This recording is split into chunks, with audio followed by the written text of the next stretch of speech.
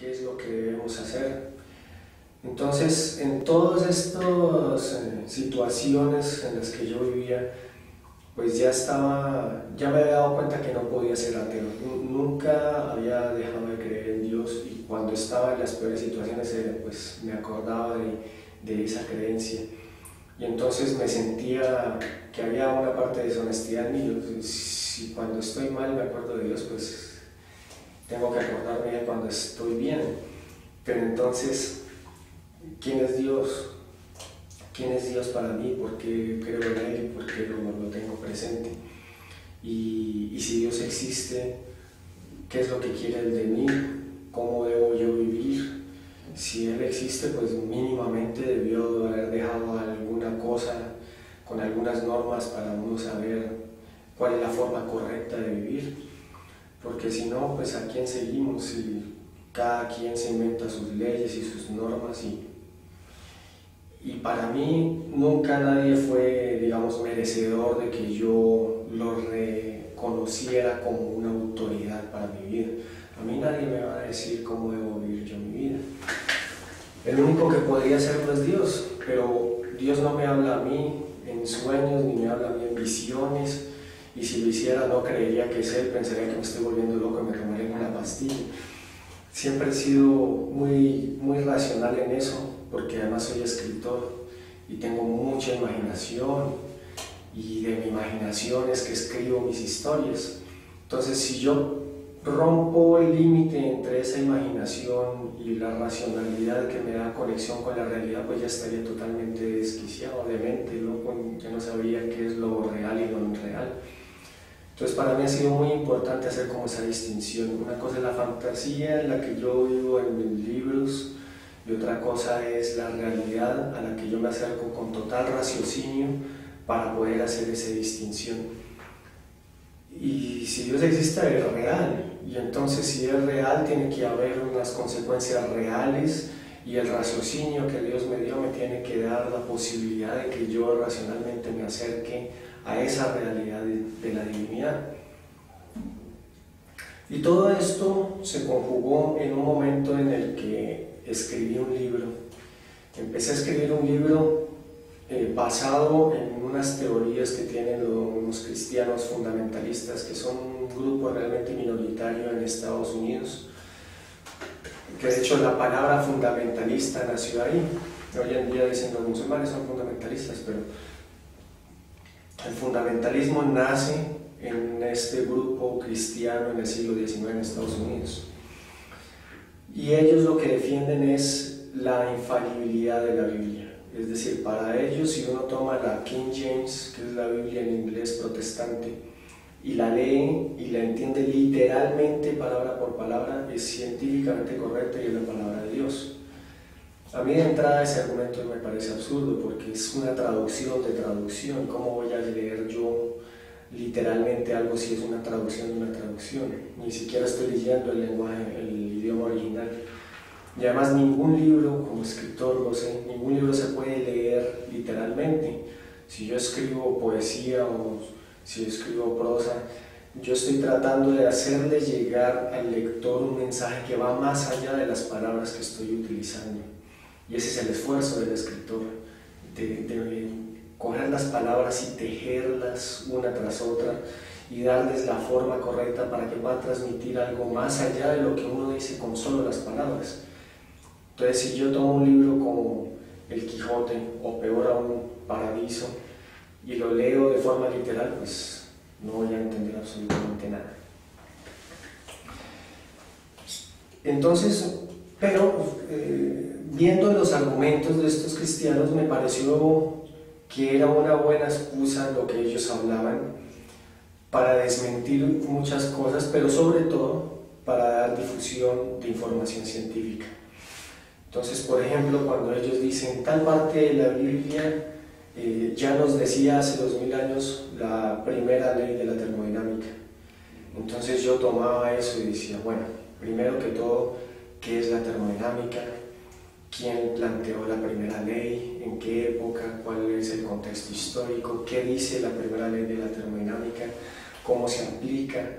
Y cuando ya todo eso está explicado, entonces ahora sí miremos qué dice la Biblia en diferentes traducciones y si realmente ahí habla o no habla de la primera ley de la termodinámica y cuáles son las implicaciones de eso. Y todo el libro se fue escribiendo así, lo fue escribiendo de esa forma. Y mientras más buscaba información acerca de los argumentos de que la Biblia es científicamente correcta, empecé a encontrar información acerca de otras personas que decían lo mismo, pero con respecto al Corán. El Corán es científicamente correcto. Y eso me pareció interesante hacer como un parangón, porque yo pensé, lo más seguro es que la conclusión va a ser la misma, no importa si tomas el Corán o la Biblia. En últimas, pues estás haciendo algo que es incorrecto, no puedes tomar ningún libro de estos y leerlo literalmente y compararlo con la ciencia moderna, porque vas a llegar a conclusiones erróneas. Y efectivamente terminé escribiendo un libro basado en estos dos textos sagrados. Y el libro, que el nombre tentativo porque todavía no se ha publicado, pero inshallah se va a publicar muy pronto, es Biblia y Corán versus Ciencias Modernas, Revisión de la Evidencia.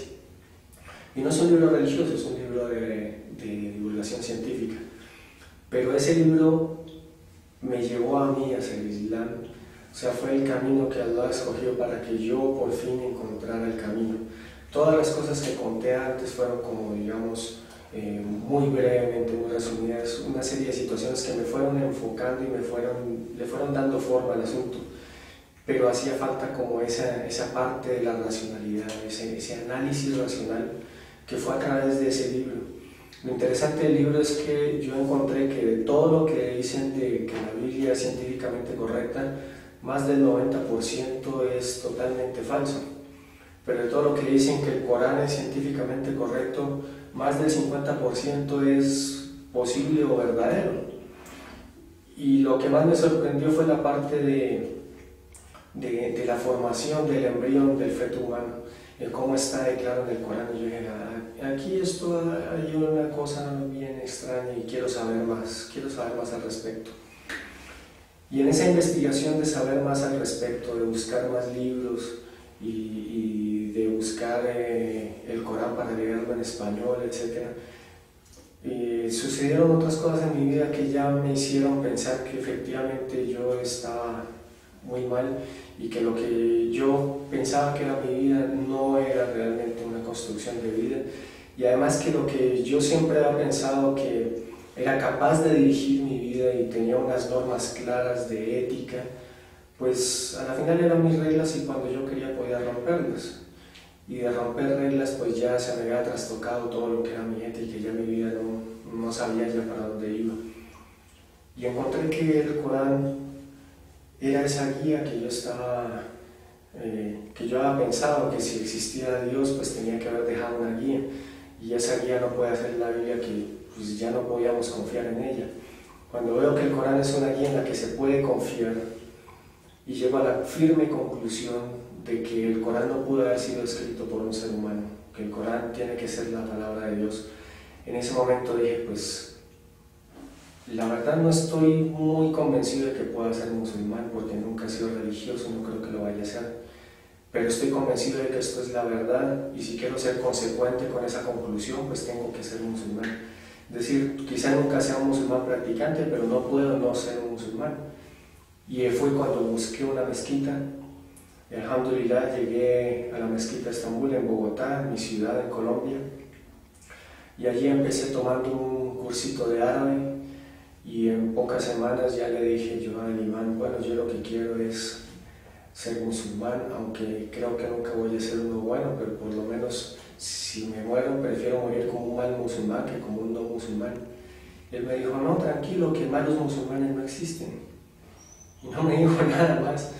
Y después con el tiempo fue que entendí, sí, malos musulmanes no existen, porque un verdadero musulmán pues eso es alguien que practica la religión. La religión, el Islam, no es algo que simplemente uno cree, es algo que se vive, es una forma de vida, es una práctica diaria.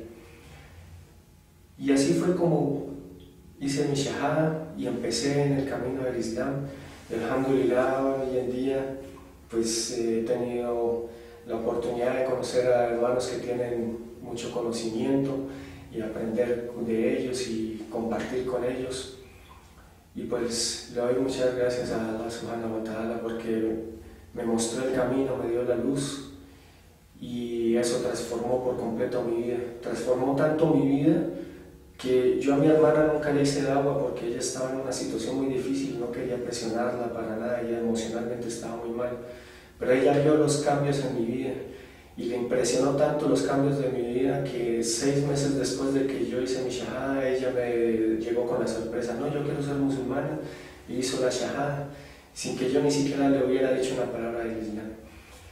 Entonces, agradezco mucho a Allah y espero que esta historia les sea de alguna utilidad y que Dios nos bendiga a todos y nos permita ser de los exitosos en esta vida y en la última. Salam alaikum.